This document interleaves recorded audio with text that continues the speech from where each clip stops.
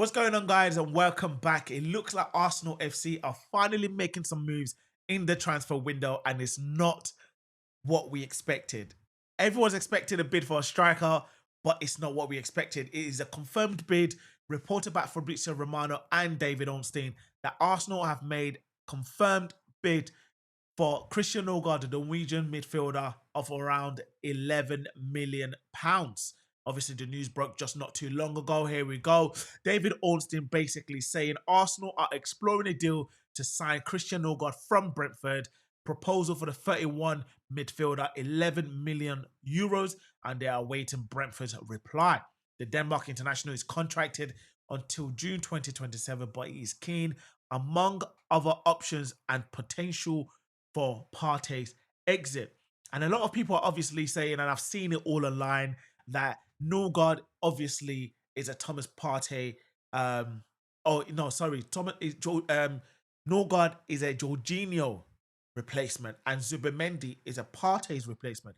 And I don't know how a lot of people have come to that conclusion, because I am of the opinion that Norgaard is a Partey's replacement, and Zubimendi, who we've also known to be joining Arsenal since basically January, and we've also known that Jorginho has been leaving throughout the season, so it goes hand in hand. Let's be honest about it. Two and two together. Zubimendi is a Jorginho replacement. Norgaard is potentially a Partey's replacement. As we know, obviously, Thomas Partey and Arsenal Football Club has been negotiating a contract extension.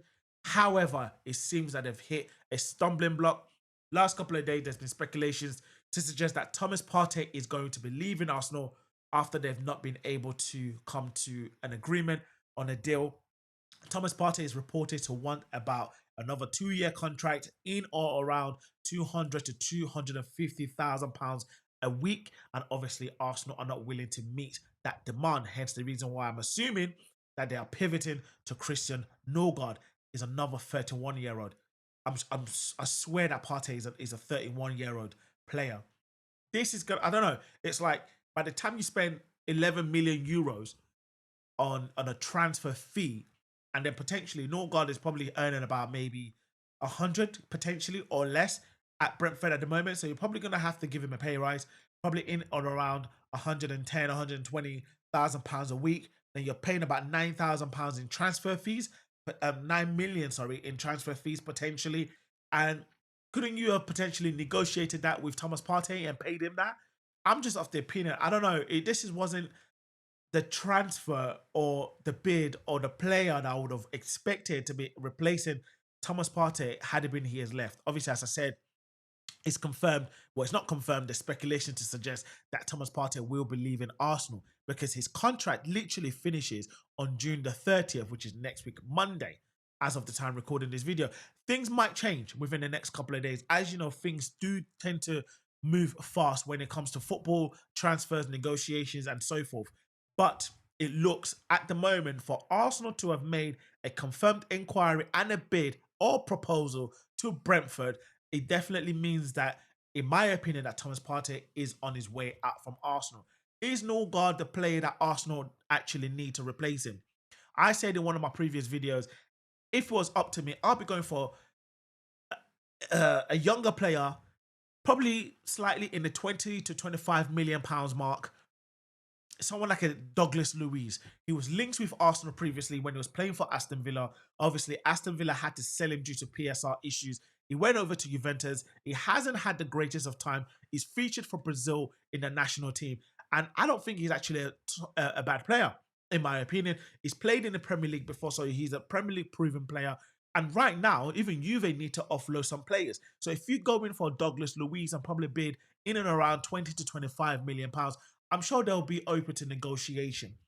You know, I know we've got other parts in the field to obviously to fill out. We've got a striker to buy. We've got potential left winger, obviously either Sesko, Gyökeres. There's talks of Rodriguez. Obviously, Nico Williams is potentially or definitely going to Barcelona. But at the moment, it's like we're getting the business that we should have got done early in the transfer window done now. Obviously, Kepa apparently is reported that deal is pretty much done. £5 million from Chelsea. Now Norgaard reported to be about £9 million. Some people look at it and say it's great business. in terms of the transfer fee. But Arsenal, we're in the position. I'm sorry, I don't care what anyone says right now, right? I'm of the opinion that we are in a position where we need to win titles. We need to win trophies next season. Otherwise, I mean, there's already some people saying Arteta out. I'm not in that camp yet. However, if Arteta does not win a trophy come next season, I might potentially be joining that camp. I'm not going to lie to you because I grew up watching Arsenal winning trophies almost every 2 to 3 seasons. We've gone 21 years without winning the Premier League title. 5 years ago was the last time we won an FA Cup, and nothing since then. That's not what I am used to. I'm of the opinion we need to sign players that's going to level us up, and I don't think Norgaard is that player. Yes, it might make financial sense, but this is a business. We need to win. You got the likes of Liverpool signing Frimpong, probably Kirkes, I think it is, from Bournemouth.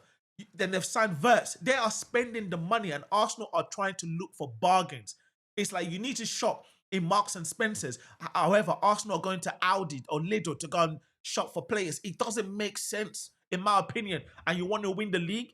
This man, I'm telling you, he is so much under pressure in Arteta next season to get us over the line and win a title, whether it's the Premier League, whether it's the FA Cup, or whether it's the Champions League. If he doesn't, the fan base are going mad. They already went mad last season because he keeps saying that the Community Shield is a bloody title. Let me not even get into that. But the point is, I don't know about you guys, I personally don't think that Norgaard is that player that's going to take us to another level. I don't personally think so. I would have gone for someone like a Douglas Luiz, probably quite cheap. I'm sure there's other players out there. Let me know whichever player that you would have potentially replaced with Partey, because I personally wouldn't have thought it was Norgaard, another 31-year-old. How does that even make sense? I'm not in that camp. I'm not supporting it. If Arsenal do sign him, I'll have no choice but to support the team and to support the player. But up to me right now, I'll be looking elsewhere. But that's just up to me. But he's a good player, obviously, for Brentford's level. But for Arsenal's level, nah, I'm sorry. I don't personally agree. But I was hoping this week we would be hearing that Arsenal have made a confirmed bid for a striker, not for a Thomas Partey's replacement. If you see how pivotal Thomas Partey is for Arsenal in terms of the breakup play, the Arsenal defense, I'll tell you this, yeah, the Arsenal defense feels more comfortable and more relaxed with Thomas Partey in front of them. There's been so many games, even from the season before, that Thomas Partey was out injured and the defense looked capitulated. Whenever we've tried Declan Rice as a number 6, when we all know he's better as a number 8, it doesn't work. The defense is shaky. They're a lot more comfortable. And I know, listen, the camp is split when it comes to Thomas Partey. I'm in the Thomas Partey's camp. I would have done anything and everything to try and keep him for another at least 2 seasons, because Zubimendi is going to need time to embed himself in the Arsenal playing style and also in the Premier League. And there would have been no one better than Thomas Partey to show him the ropes around the ground. Norgaard, you can't be having 2 new players in the CDM position in a season where you basically need to go and win titles. You've got Liverpool signing players left, right, and centre. Manchester City spending money like there's no tomorrow. Those 2 teams are probably going to be the 2 teams challenging for the Premier League next season. And we'll be playing third fiddle, probably chasing for top 4 next season. And you're signing Norgaard. Come on, man. Are you having a laugh? We need to win the Premier League and we're going for Norgaard. Listen, I want Kudus. I want Rodrigo. I want Gyökeres.